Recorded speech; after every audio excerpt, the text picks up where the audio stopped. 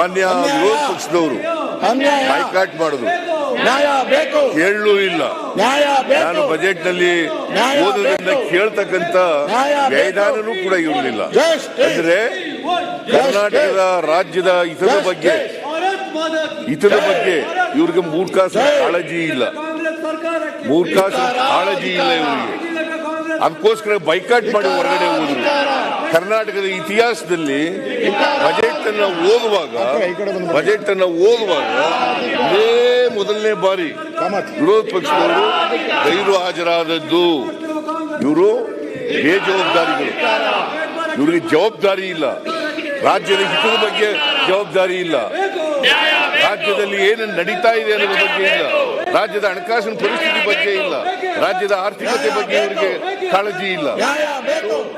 ಆದರೂ ಕೂಡ ಭಾಗವಹಿಸಿದ್ದಾರೆ, ದೇಶದ್ರೋಹಿಗಳನ್ನ ರಕ್ಷಣೆ ಮಾಡ್ತಾರೆ. ಚರ್ಚೆಯಲ್ಲಿ ಭಾಗವಹಿಸಿದ್ದಾರೆ. ಕಾಂಗ್ರೆಸ್ನವರು 9 ಜನ ಭಾಗವಹಿಸಿದ್ದಾರೆ. ಕಾಂಗ್ರೆಸ್ನವರು 9 ಜನ ಮಾನ್ಯ ಸದಸ್ಯರು ಭಾಗವಹಿಸಿದ್ದಾರೆ. ಬಿಜೆಪಿಯವರು ಸುಮಾರು 13 ಜನ ಭಾಗವಹಿಸಿದ್ದಾರೆ. 13 ಜನ ಮಾನ್ಯ ಸದಸ್ಯರು ಬಿಜೆಪಿಯವರು,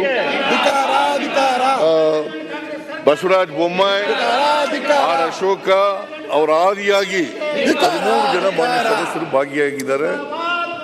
ಆಮೇಲೆ ಜೆಡಿಎಸ್ನವರು 3 ಜನರು ಭಾಗವಹಿಸಿದ್ದಾರೆ. ಒಟ್ಟು ಭಾಗವಹಿಸಿದಂತವರು 25 ಜನ ಮಾನ್ಯ ಸದಸ್ಯರುಗಳು ಭಾಗವಹಿಸಿದ್ದಾರೆ.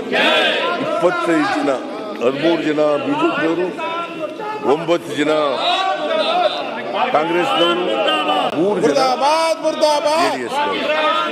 ಇವಿಷ್ಟು ಜನ ಮಾನ್ಯ ಸದಸ್ಯರು ಈ ಚರ್ಚೆಯಲ್ಲಿ ಭಾಗವಹಿಸಿ ಅನೇಕ ಸಲಹೆ ಸೂಚನೆಗಳನ್ನು ಕೊಟ್ಟಿದ್ದಾರೆ.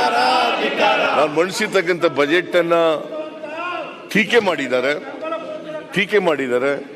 ಕೇಂದ್ರ ಸರ್ಕಾರವನ್ನು ಸಮರ್ಥನೆ ಮಾಡ್ಕೊಂಡಿದ್ದಾರೆ. ಕೇಂದ್ರ ಸರ್ಕಾರದ ಬಜೆಟ್ ಅನ್ನು ಸಮರ್ಥನೆ ಮಾಡ್ಕೊಂಡಿದ್ದಾರೆ. ಮಾನ್ಯ ಅಧ್ಯಕ್ಷರೇ, ಅವರು ಏನೇ ಟೀಕೆ ಟಿಪ್ಪಣಿಗಳನ್ನು ಮಾಡಲಿ, ಸಲಹೆ ಸೂಚನೆಗಳನ್ನು ಕೊಟ್ಟಿರಲಿ, ಅವೆಲ್ಲವನ್ನು ಕೂಡ ಸ್ವಾಗತ ಮಾಡತಕ್ಕಂಥದ್ದನ್ನು ಮಾಡ್ತೇವೆ. ನಾನು ಈ ಸಂದರ್ಭದಲ್ಲಿ ಟೀಕೆ ಮಾಡದವರ ಬಗ್ಗೆ ನಾನು ಯಾಕೆ ಟೀಕೆ ಮಾಡಿದ್ರಿ ಅಂತ ಹೇಳಿ ಕೇಳಲಿಕ್ಕೆ ಹೋಗಲ್ಲ.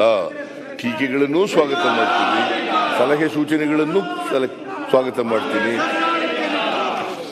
ಆದ್ದರಿಂದ ಮುಂದಿನ ಅವರು ಸಲಹೆ ಏನು ಕೊಟ್ಟಿದ್ದಾರೆ, ಸೂಚನೆಗಳೇನು ಕೊಟ್ಟಿದ್ದಾರೆ, ಅವೆಲ್ಲವನ್ನು ಕೂಡ ಸರ್ಕಾರ ಈ ಮುಂದಿನ ವರ್ಷದಲ್ಲಿ ನಾವು ಆರ್ಥಿಕ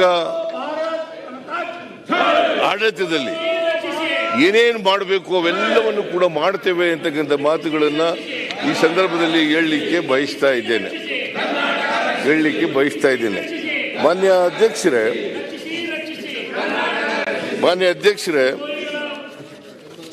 2024-25ನೇ ಆಯವ್ಯಯದಲ್ಲಿ ಒಟ್ಟು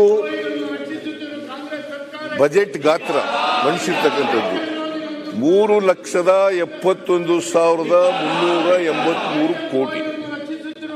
3,71,383 ಕೋಟಿ. ಇದರಲ್ಲಿ ರಾಜಸ್ವ ವೆಚ್ಚ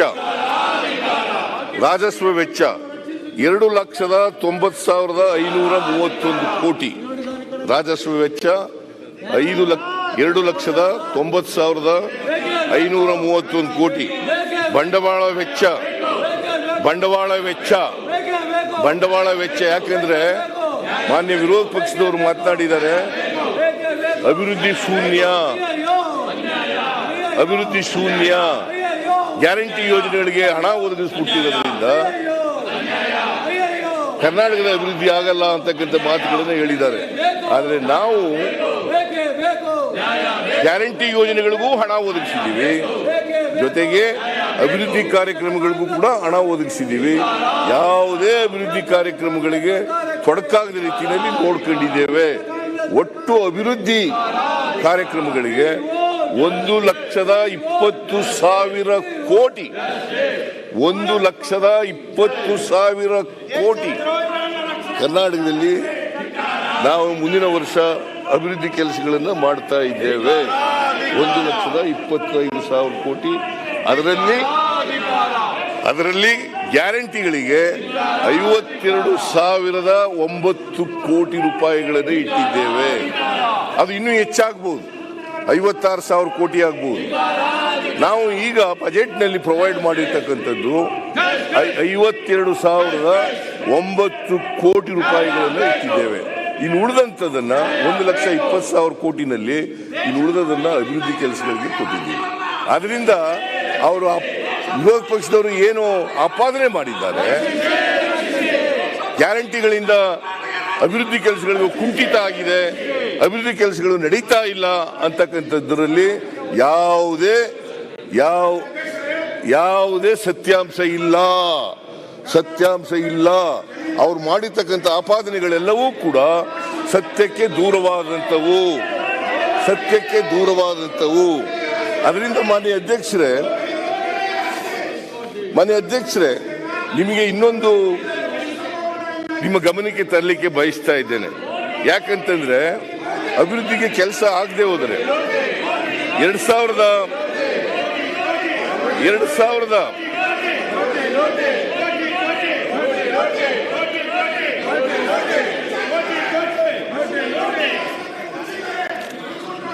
7/2 ಮಾನ್ಯ ಬಸವರಾಜ ಬೊಮ್ಮಾಯಿ ಅವರು ಹಿಂದಿನ ಸರ್ಕಾರ 23-24 ಚುನಾವಣಾ ಬಜೆಟ್ ಅನ್ನ ಮಂಡಿಸಿದ್ದಾರೆ. ಚುನಾವಣಾ ಬಜೆಟ್ 7/2/2023 ಅವತ್ತು ಮಂಡಿಸಿದಂಥದ್ದು ಬಜೆಟ್ ಗಾತ್ರ 3,09,182 ಕೋಟಿ. 3,09,182 ಕೋಟಿ. ಇವರನ್ನ ತಿರಸ್ಕಾರ ಮಾಡಿ, ರಾಜ್ಯದ ಜನ ಇವರನ್ನ ತಿರಸ್ಕಾರ ಮಾಡಿ ಮೇನಲ್ಲಿ ನಮಗೆ ಆಶೀರ್ವಾದವನ್ನ ಮಾಡಿದ್ರು. ನಮಗೆ 135+1 ಸ್ಥಾನ 136 ಸ್ಥಾನಗಳನ್ನು ಕೊಟ್ಟರು. ನಮಗೆ 43% ವೋಟನ್ನ ಕೊಟ್ಟರು. ಇವರಿಗೆ ಕೇವಲ 36% ಮಾತ್ರ ಕೊಟ್ಟು ಇವರು ಅಧಿಕಾರದಲ್ಲಿದ್ದರು. 3 ವರ್ಷ 10 ತಿಂಗಳು ಅಧಿಕಾರದಲ್ಲಿದ್ದರು. ಇವರನ್ನ ಈ ರಾಜ್ಯದ ಜನ ಇದರಿಂದಲೇ ತಿರಸ್ಕಾರ ಮಾಡಿರೋದು. ಇವರ ನಡವಳಿಕೆಗಳಿಂದ, ರಾಜ್ಯನೆಲ್ಲ ಲೂಟಿ ಹೊಡೆದರಿಂದ, ಭ್ರಷ್ಟಾಚಾರ ಮಾಡದ್ರಿಂದ, 40% ಭ್ರಷ್ಟಾಚಾರ ಮಾಡೋದ್ರಿಂದ ಜನ ಇವರನ್ನ ತಿರಸ್ಕಾರ ಮಾಡಿ ವಿರೋಧ ಪಕ್ಷದಲ್ಲಿ ಕೂಡಿಸಲಿಕ್ಕೆ ಮಾಡಿದ್ರು. 66 ಜನ ಗೆದ್ರು. ಇವರು ಬರೀ 66 ಜನ ಗೆಲ್ಲಿಕ್ಕೆ ಸಾಧ್ಯ ಆಯ್ತು ಇವರಿಗೆ. ಇವರು ಯಾವತ್ತೂ ಕೂಡ ಜನರ ಆಶೀರ್ವಾದ ಪಡೆದು ಅಧಿಕಾರಕ್ಕೆ ಬರಲಿಲ್ಲ. 2008ರಲ್ಲಿ ಇವ್ರು ಗೆದ್ದದ್ದು 110 ಸ್ಥಾನಗಳು, 113 ಸ್ಥಾನ ಗೆಲ್ಲೇ ಇಲ್ಲ. ಮತ್ತೆ ಆಪರೇಷನ್ ಕಮಲ, ಕರ್ನಾಟಕದಲ್ಲಿ ಆಪರೇಷನ್ ಕಮಲ ಯಾರಾದರೂ ಆ ಹೆಸರು ಪ್ರಾರಂಭ ಮಾಡಿದವರು ಮಿಸ್ಟರ್ ಯಡಿಯೂರಪ್ಪ ಅಂಡ್ ಬಿಜೆಪಿ ಸರ್ಕಾರ. ನಾಚಿಕೆ ಆಗ್ಬೇಕು ಇವರಿಗೆ ಜನರ ಆಶೀರ್ವಾದನೆ ಕೊಟ್ಟು